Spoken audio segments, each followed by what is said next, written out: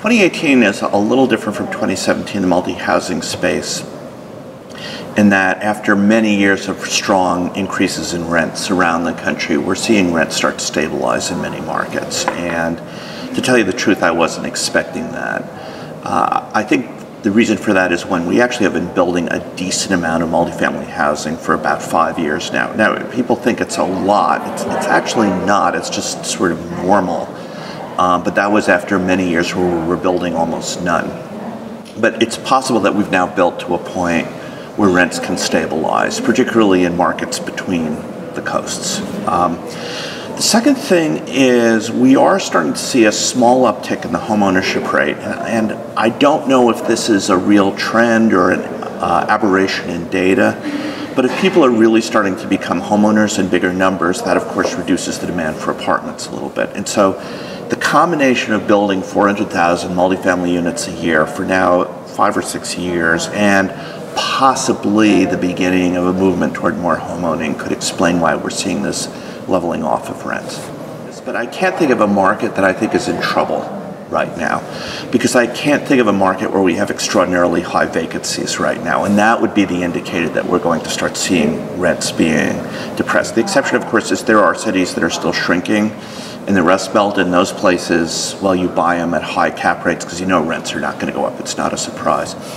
So when I say rents have stabilized, it doesn't mean rents are falling. We've built quite a lot in Seattle, and so maybe there's a little bit of softening rents there. The Bay Area, and again, I thought I would never say this, we're seeing some softening of rents in San Francisco, New York City.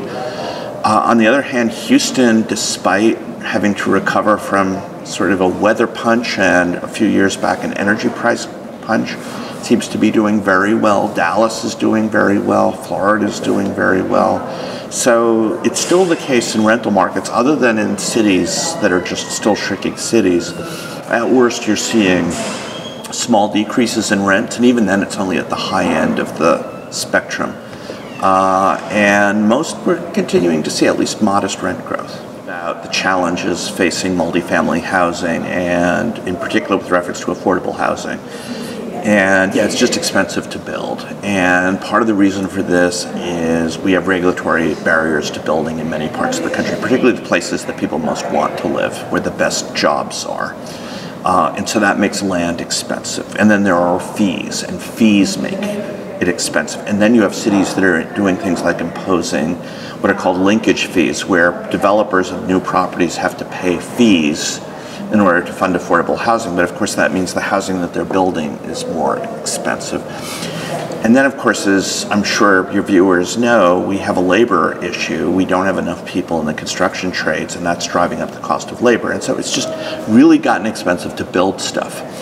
And so that is absolutely a challenge, is trying to deliver something that middle class people can afford, let alone lower income people. So that is absolutely an issue. The other thing I would worry about on the multifamily side right now is the possibility of expanding cap rates in the next couple of years. And I say this for two reasons. One is interest rates are going up. Now that by itself doesn't necessarily imply that cap rates go up, because if growth is the thing that's causing these interest rates to rise, then cap rates will stay the same. But we are seeing, as I said earlier, a reduction in rent growth, in some places even small decreases in rents.